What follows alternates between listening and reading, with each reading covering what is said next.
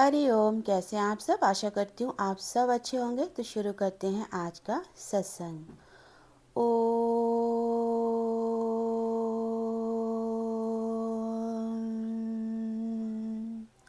सद्गुरु नमः। ओम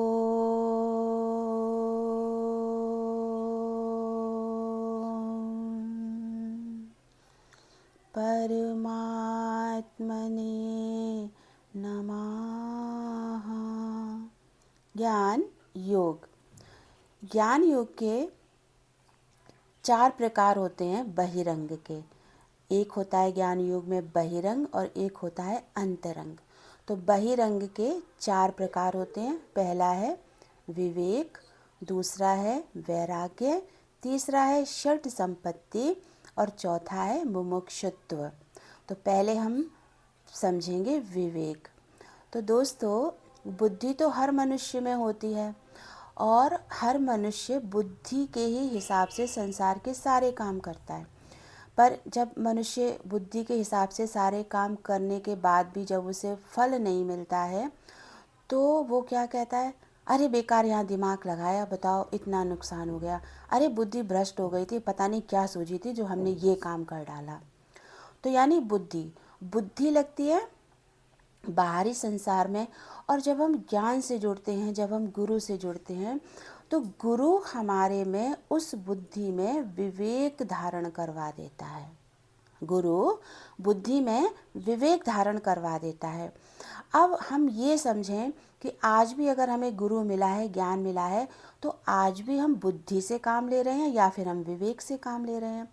तो जैसे बुद्धि लगाई, उसमें हमें अगर रिजल्ट पॉजिटिव नहीं मिला तो हम परेशान हो गए, और अगर बुद्धि लगाने में हमें रिजल्ट पॉजिटिव मिल गया तो फिर हमारे में अहंकार बढ़ जाता है। तो बुद्धि लगाने से ये 2 काम होते हैं। लेकिन जब हमारे में विवेक उत्पन्न हो जाता है और जब हम विवेक स्वरूप होकर के किसी काम के करने और किसी काम के ना करने में जब हम उस बुद्धि का प्रयोग करते हैं तो हमारे डिसीज़न एकदम सही होते हैं। 10 लोगों ने बुद्धि लगा करके काम किया, उन्हें बड़ी सफलता मिल रही है। लेकिन एक ने विवेक लगा के काम किया और उसके विवेक ने उसे ये बोला कि नहीं, तुम्हें ये काम नहीं करना है।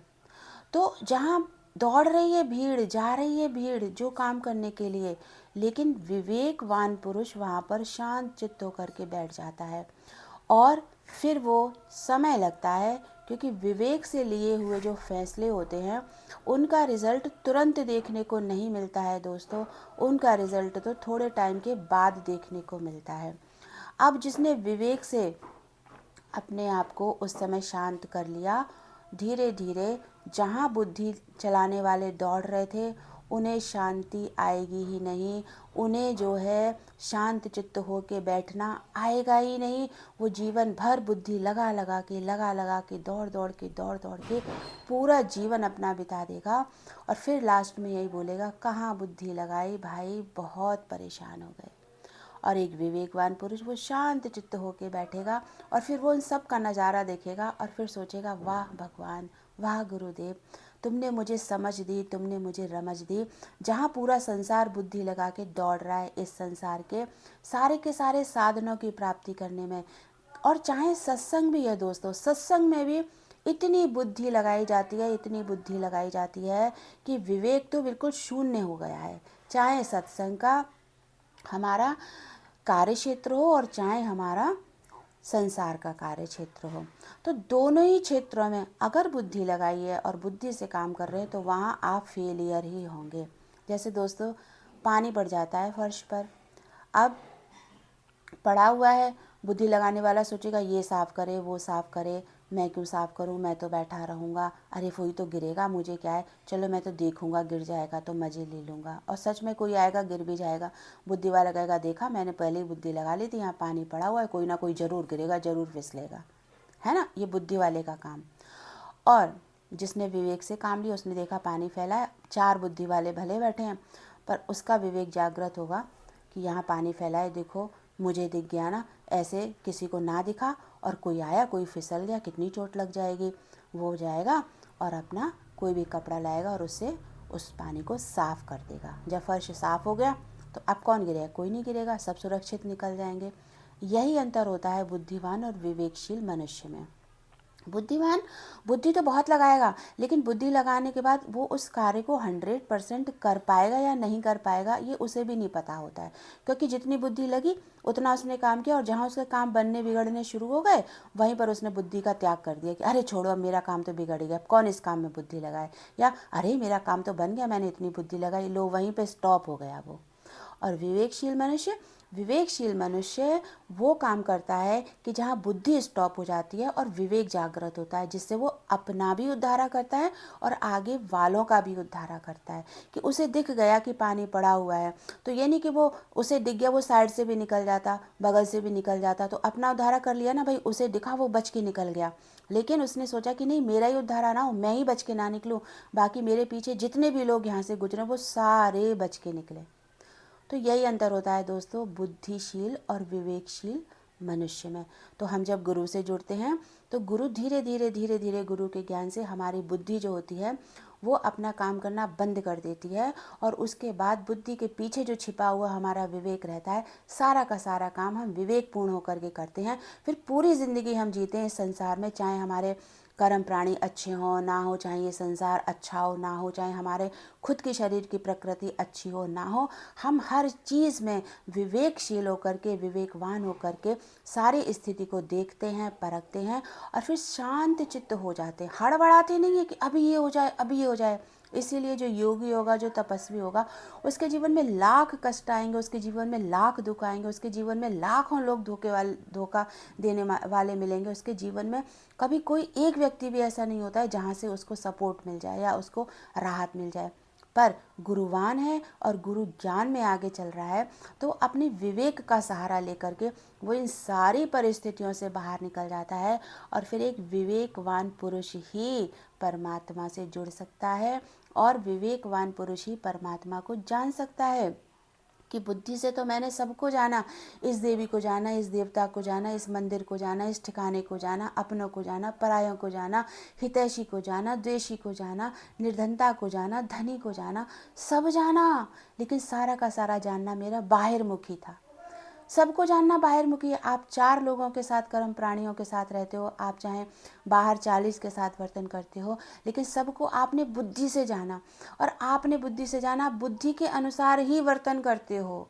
आप परेशान होते हो, आप देख देख करके आप घुटन भरा जीवन जी लेते हो, फिर आप वहाँ से बुद्धि लगा करके अपने को कमरे में बंद कर लेते हो, या आप सत्संग में चले जाते हो कि छोड़ो हटाओ, 1 घंटे तो जाएंगे इन सारे झंझटों से दूर होके, लेकिन बुद्धि लगा कर ही गए सारे झंझटों को छोड़ के, और वापस आए तो बुद्धि लगा कर ही वापस आ गए। अरे क्या बताएं, 1 घंटे बड़ा आराम मिला, 2 घंटे बड़ा आराम मिला, अब जाना तो वही है। या आप कहीं बाहर किसी संसारी के पास भी बैठे, अपना दुख तकलीफ सब बयां कर दी कि बुद्धि लगा के वहाँ जो जो आपने अब घर में देखा या बाहर देखा, अरे ऐसा हुआ वैसा हुआ, और फिर जा कर के वहीं चले भाई, जाना तो वहीं है, यानी कि फिर वहीं पर आपको बुद्धि लगानी है। लेकिन एक विवेकवान पुरुष अपने हालातों की कभी चर्चा ही नहीं करता है दोस्तों। जो ज्ञान से जुड़ गया, जो गुरु से जुड़ गया, वो कभी उन बातों की चर्चा ही नहीं करेगा जहाँ उसने बुद्धि लगा लगा करके नफ़ा और नुकसान पाया हो। वो तो विवेकशील हो जाता है, वो भूल जाता है कि मुझे संसार में कौन सा नफ़ा हुआ, मुझे संसार में कौन सा मुनाफा हुआ, क्योंकि ना नफ़ा और नुकसान दोनों से ही एक योगी का कोई ताल्लुक नहीं होता है। वो जान जाता है कि ना तो इस नफ़ा जो हुआ इसमें मेरा मुनाफा था, और ना ही जो मुझे मुनाफा हुआ है उसमें मेरे को बहुत ज़्यादा कोई भी धन संपत्ति मिल जाएगी, या मेरा जो नुकसान हुआ है उसमें मेरी सारी धन संपत्ति लेके कोई चला जाएगा। नहीं, विवेकशील पुरुष जान जाता है कि मुझे जो धन मिला है मेरे आत्मज्ञान का, मुझे जो धन मिला है मेरे गुरु ज्ञान का, इस धन के आगे सारा का सारा संसार फीका है। और वो बुद्धि हटा के और विवेक लगा लगा के इतना शक्तिशाली हो जाता है अपने दिमाग से दोस्तों, कि उसको फिर इस संसार की कोई भी माया लुभा नहीं सकती, कोई भी माया रिझा नहीं सकती। वो हर माया को छोड़ने के लिए स्टैंड लेना सीख जाता है। संसारी मनुष्य रोता है ना बुद्धि लगा के, अरे कैसे छोड़ें बेटा, अरे कैसे छोड़ें बेटी, अरे कैसे छोड़ें घर, अरे कैसे छोड़ें, यही तो हमारे सब हैं। अरे गुरु भी तो कहता है ना सबसे मिल के चलो, सबसे सामंजस्य बना के चलो। ये बुद्धि लगा रहे हो।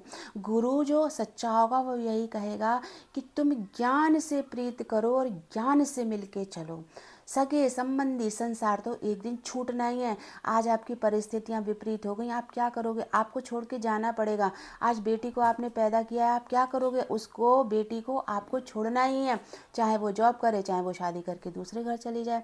ऐसे ही आपके बेटे भी हैं, अरे शादी होगी उनको छोड़ दो, नहीं हुई तो भी छोड़ दो। आप जिस घर में रह रहे हो उस घर में होने का भान छोड़ दो और ना होने का भान भी छोड़ दो। ये शरीर है, जहाँ रहेगा वहीं घर है। चाहे आप अपने बनाए हुए घर में रह लें, चाहे आप किराए के घर में रह लें, चाहे आप सड़क पे खुली सड़क में बैठ जाएं, जिस स्थान पर बैठे हो वो आपका है। जहाँ आपके दो पैरों से जिस स्थान पर आप खड़े हुए हो वो स्थान आपका है। कोई आपको धक्का दे के वहाँ पर खड़ा होगा तो आप नहीं बोलेगा हटो हम यहाँ खड़े थे क्यों यहाँ पे आ गए। देखो हर वहाँ हरिद्वार में कितनी लाइन लगती है। एक कोई माता अगर आगे जरा सा चली जाए तो देखो नाना पीछे चलो, हम खड़े थे नाना पीछे चलो। यानी आपने उस दो पैर के स्थान पर भी अपना अधिकार जमा लिया, तो वो आपका हो गया ना। तो क्यों इस संसार के चक्कर में मोह माया में वशीभूत होकर के बुद्धि का काम ले ले करके परेशान होने की ज़रूरत है। हमें तो खुश रहना चाहिए, प्रसन्न चित्त रहना चाहिए कि मुझे गुरु ने बुद्धि तो मिली थी, बुद्धि तो मैं लेके आया था, लेकिन इस बुद्धि में विवेक डालने वाला केवल मेरा गुरु, सच्चा शिष्य। जब विवेक से चलते हैं तो उससे सुंदर और उससे प्यारा, उससे मन मोहित करने वाला रिश्ता इस दुनिया में दोस्तों कोई भी नहीं है। सारे रंग फीके हैं संसार के, सारे के सारे काम फीके हैं संसार के, और सारे के सारे लोग फीके हैं इस संसार के। सिर्फ प्यारा कौन है?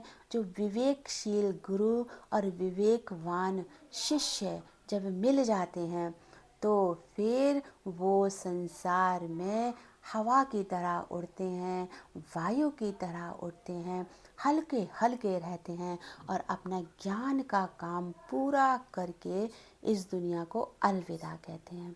संसार वाले संसार का काम करके अपने को अलविदा कर लेते हैं ना, लेकिन ज्ञानवान सारा ज्ञान का काम करके अपने को अलविदा करता है।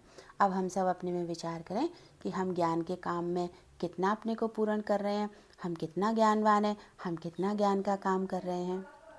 उसके बाद आता है दोस्तों वैराग्य। इसको हम फिर अगले सत्संग में खोलेंगे। तो आप सब अपना ध्यान रखिएगा, मिलते हैं अगले सत्संग में। तब तक के लिए हरि ओम।